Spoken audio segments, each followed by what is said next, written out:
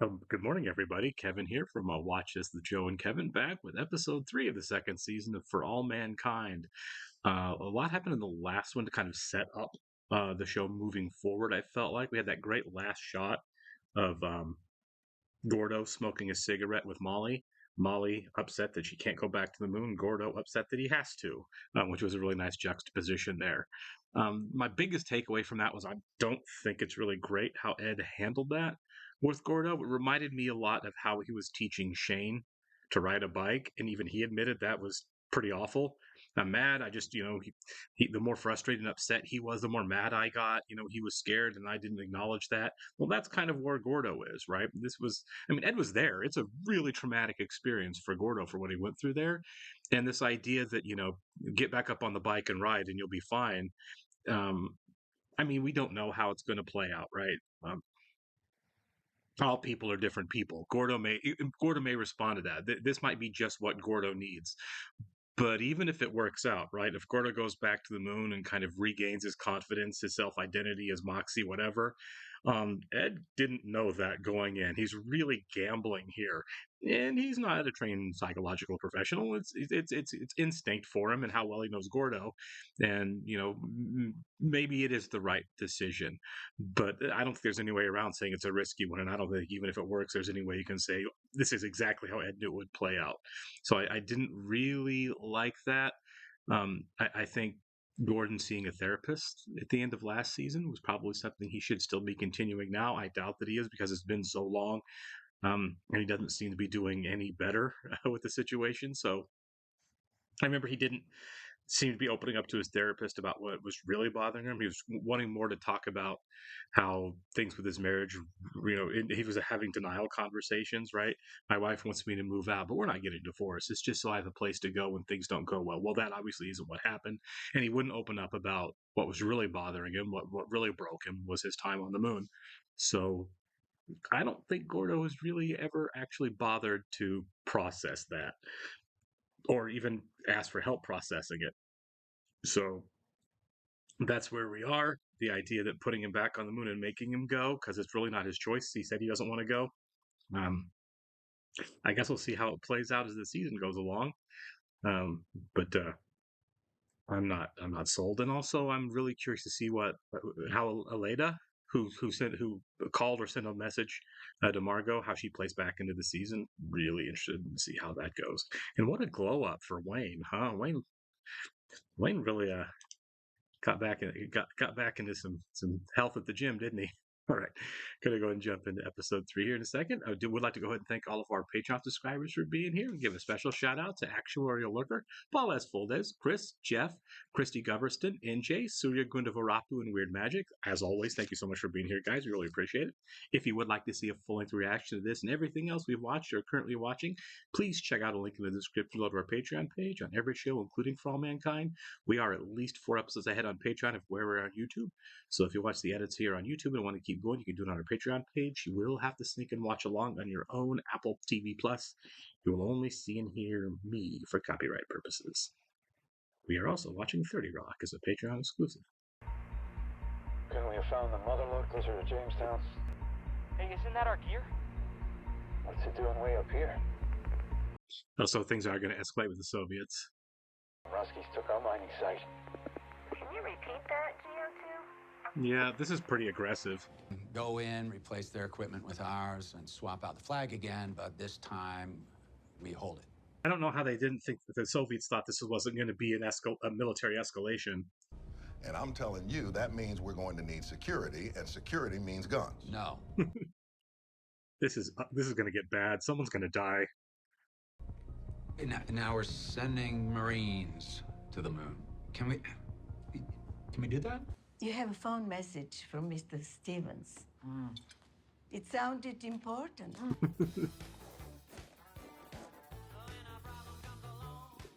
Is this where you say the cleaner must have just shrunk it? I'm sure it probably just drank in the dryer. Very funny. To Baltimore. Annapolis, the Naval Academy. You want to apply to the Naval Academy? It's the Navy. You want to join the Navy. Yes. I mean, she probably wouldn't have any problem getting in if she's a really good student and her dad's who he is. He's an admiral in the Navy who is an executive and high-ranking officer at NASA. Could you grab a roll of toilet paper from the kitchen? Alita, it's Margot. What are you doing here? How did you, I got a call from your boyfriend. Said your residency status under Reagan's amnesty program was about to be revoked. Yep. Come work for NASA. If you want the job, report to the personnel office at JSC. Give you the opportunity. If you don't want it, then fine. I like the fact that Margot feels really bad about it. She should. Cosmonaut Vasiliev remained at Jamestown, alone.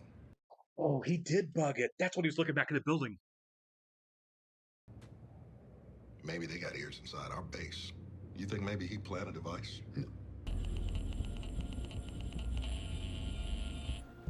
There you go. Lights have been a little finicky lately. Roger that. The Soviets have had ears on our base for the last 9 years. I don't blame Ed for that. It was a dirty plan that worked. Kelly told me she wants to go to Annapolis. Oh. So what'd you tell her? You yelled at her? I just shut her down and said we weren't going to talk about it, because that's what great moms do. Oh. Basically, just pounding the booze if anyone else hasn't noticed, by the way. Least we can do is, let them go live in it. I mean, you're boomers. You got to take a little bit of responsibility for how the world's turning out. Oh, no. Oh, don't take me back to my house. Take me to our own place. Why? Yeah, these two are quite a pair this season. Trace? Okay, this is going a different way than I thought. I thought she was like drunk and being seductive. This is NASA. You've dreamed about working here since you were a little kid. I'll do it. We're done, Davy. I'm sorry. I was really intrigued by her storyline all through season 1 as far as where we were going with her. I'm looking for my keys to the house, and, No, you didn't leave them. Instead, he took her keys. I took them. You what? You don't live here, Trace. My children live here, And you Gordo. can come and see him anytime you want. I'm going back to the moon. What is this? Tracy and Gordo finally on the moon together after all these years? I won't have it. Oh, Just no. bounce them off the flight. All right? Yeah, she's really overstepping her bounds here. Someone needs to let her know that not everything's about her.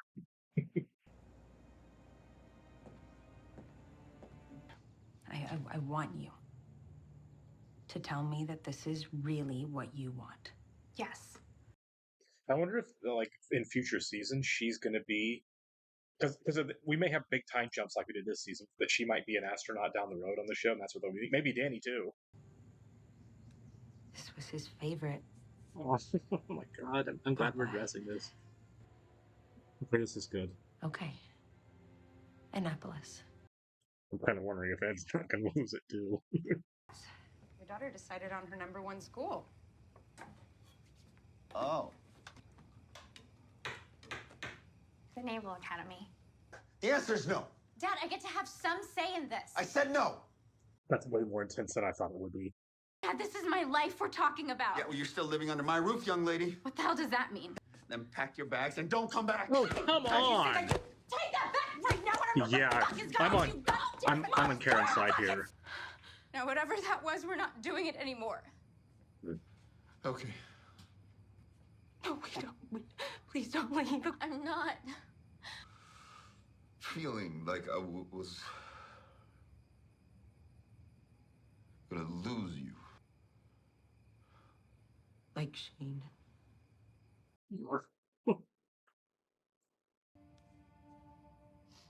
There's no safe place on this earth.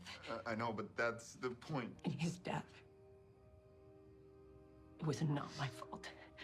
And it was not yours either.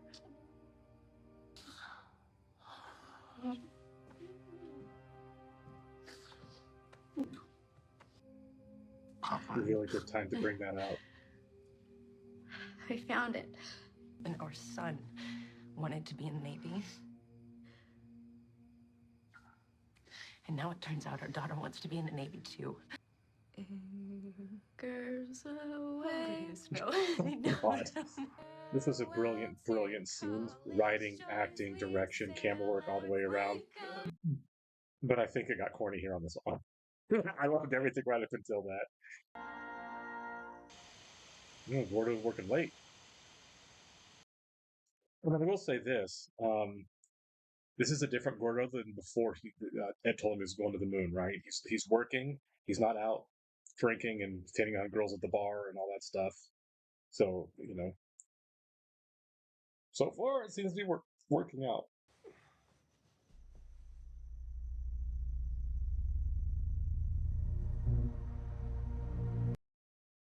Is it the light that they saw on the moon?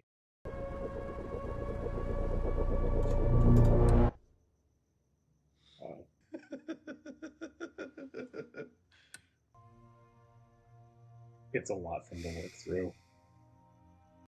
Okay. Wow. Man, that scene, the Baldwin family scene there was intense. Come on, Apple. Yeah, that was incredible. The whole arc through that, right? Starting with everyone's coming home, everyone's in a good mood, then the shock of the admission, Ed completely losing it, Karen screaming and throwing haymakers at him, telling his daughter Kelly to get out and not come back. Then into everybody calms down and they have the actual conversation and the progression through that. It all felt real and earned. Like there was a big journey there for a television show, and the simple fact that none of it felt fake or forced, all the way through that is how a TV show should be written. That's how you've developed really strong characters with and really strong character arcs and through lines with them, to where we buy the journey of the characters in those moments. That moment doesn't work unless what we know about Ed and Karen all the way back to season 1 also works. So this is really, really well done in terms of how you establish a character arc, right?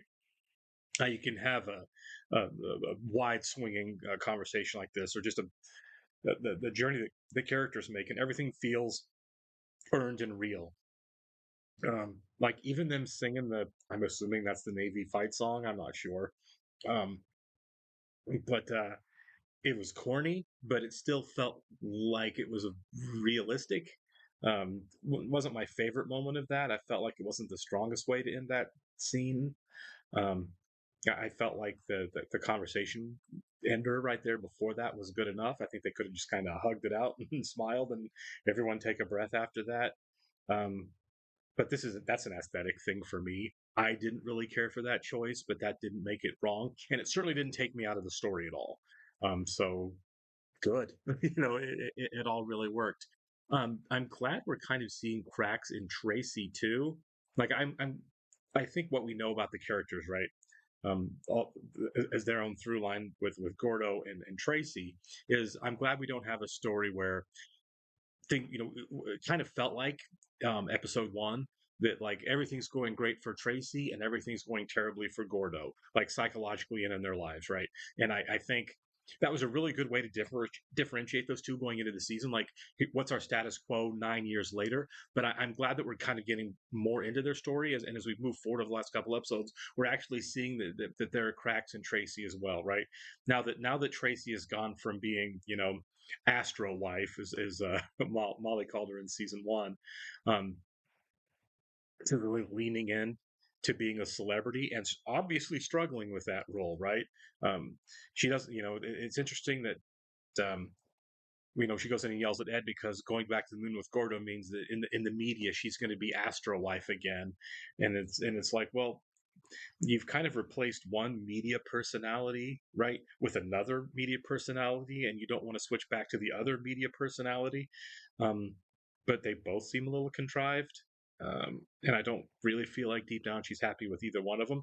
I don't blame her for not wanting to go back to playing second fiddle to Gordo on the moon, but I think she's missing the point that that she's married to somebody else. I don't think anyone is going to overly expect that connection, but of course, the media is the media; they'd write about it. Um, but I think Tracy really made that about her. So that scene with Ed was kind of ugly. But again, it comes from a place of she dealt with an awful lot of sexism. Coming up as a pilot, wanting to be an astronaut, becoming an astronaut. We saw a lot of it in season one, um, all the way through. I think the only one that didn't treat them differently really was Dee. Um, as far as training and getting into space and being an astronaut and all of that. Nolan and Molly really seemed to take it worse than Tracy did. But I mean, let's face it, Tracy was kind of the novelty because she was super pretty, like the other two, or they all are. But also, the wife of Gordon Stevens, the old photo of them being pilots together. Um, so I kind of like the idea of these two going back to the moon, both of them really kind of needing a reset. Gordo seems to be taking it more seriously right now than Tracy does.